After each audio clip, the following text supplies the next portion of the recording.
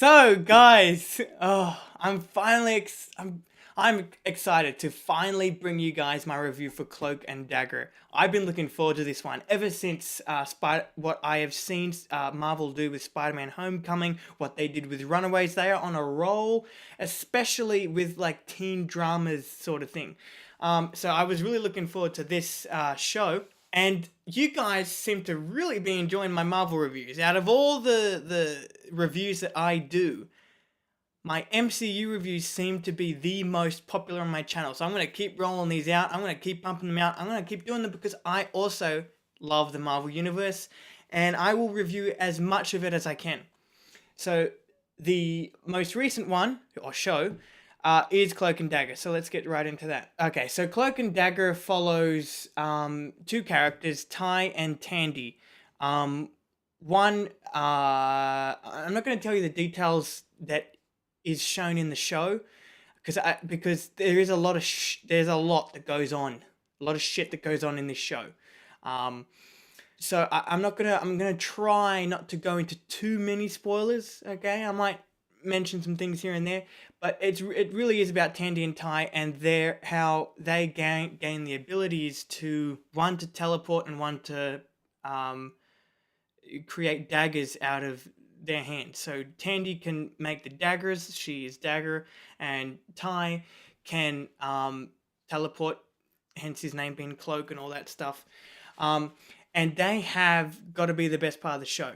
And not just because of the performance that the actors give, but because of the writing. These are just likable people. They're relatable. Like they're not always likable. Like I gotta say, Ty, he's a really likable guy. Tandy, you gotta get used to her. Like if I were to say meet her in real life, like the character, I probably would not want to be her friend. But she's yeah, I like her because I feel a lot of empathy for her. Ty is just a nice guy, and I also feel a lot of empathy for him and his story. My only complaint, though, is that both of them at times, it was only very rarely, but there were times in the show where their performance just felt a little wooden and felt a little too perfect, I guess, where it just didn't feel like I just felt sort of distant. I didn't feel that closeness with them like I did for a lot of the show. So that only happens a couple times. It's just my personal opinion on that. But there is one thing that I have to mention about this show.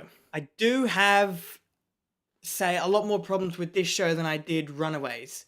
Now, not a lot of people saw my review for that show, but I really enjoyed that show. I had a couple problems with it, but none as much as this show.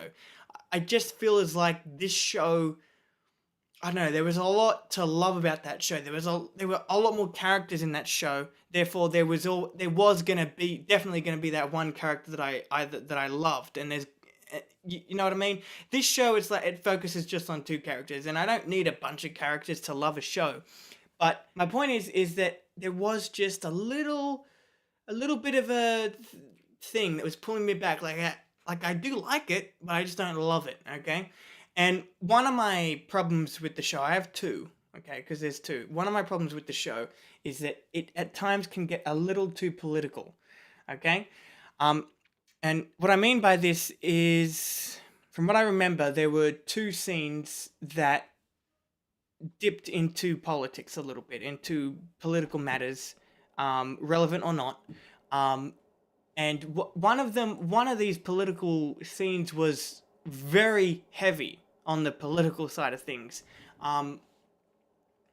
where Ty and Tandy were talking to one another, and they were kind of just complaining about how both of them, because he's black and she's a woman, about how they've either been oppressed or walked over or taken advantage of or whatever.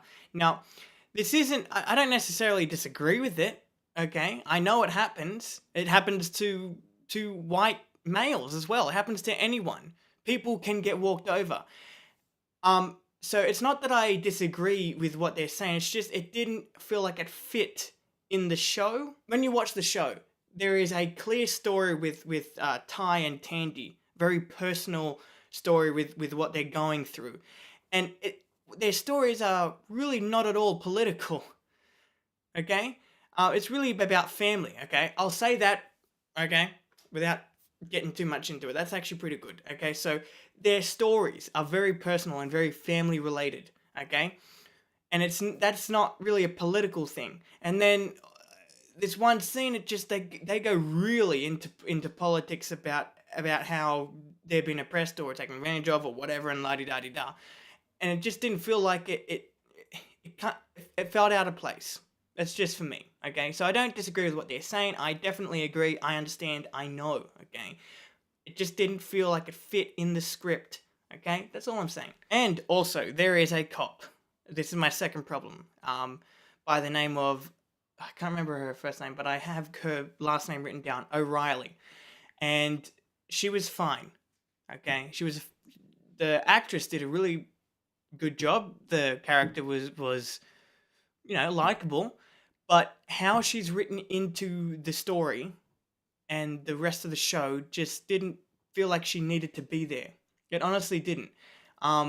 Because whenever it would go back onto Tandy and Ty, I was like, I was really getting into their story. And I almost immediately forgot about this cop. She would always slip my mind. I'd be like, I had to write her name down to remember her. Anyway, it's for me, it just felt like she was an added addition to the main story. Like, her and her story was an added addition to the main story with Tandy and Ty. But this show does something that I've appreciated other shows for not doing, like Runaways. I keep bringing up Runaways because these two shows are similar, very similar actually. But this show makes a lot of references and direct connections to movies and the Netflix shows, right? Now, I appreciated, say, Runaways for not doing that, okay? Because simply because of where it's located, I guess. They were in, like, California or Los Angeles, same place, whatever. They were on the west side, right? So there's not much of a connection to the rest of the Marvel Universe. I know it takes place in there. We all should know that, right? But there was no need to make a connection, and in this, I think there was the connection needed. Like, there is a direct connection to Iron Man 3 involving a rig, okay, an oil rig. That's all I'm going to say on that. And if you've seen Iron Man 3, okay, you will, if you have paid attention to Iron Man 3 and you pay attention in this show, you'll be able to make that connection. And actually, it surprised me. Like, I had to watch, I watched the episode, or a couple of the episodes that go deep into this oil rig disaster, and it took me a while to go, that's Iron Man 3 referenced that. So it's great how it just comes full circle and ties into things. So I appreciated it in this show. I appreciate the fact that other shows don't do it when they don't need to. So it just depends on the show. But in summary, I do like this show, okay? It's definitely worth your time, but in my personal opinion, I just did not love it as much as Runaways. So that is my review for Cloak and Dagger. I am excited for Season 2. I can't wait to see what they're gonna do for Season 2. But I will see you in... Oh, actually, sorry.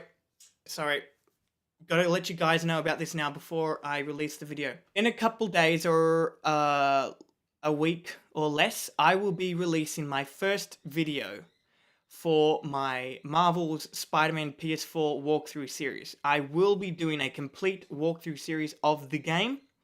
I have done walkthroughs on my channel before. I've started doing video game walkthroughs on my channel before, okay? So it's not like it's a new thing. I have wanted to always do this on my channel, and Spider-Man PS4 is probably the best game, is probably the next best game to do on my channel. So hopefully you guys enjoy it. I hope you guys enjoyed this video and the rest of my MCU reviews. I will see you in that video.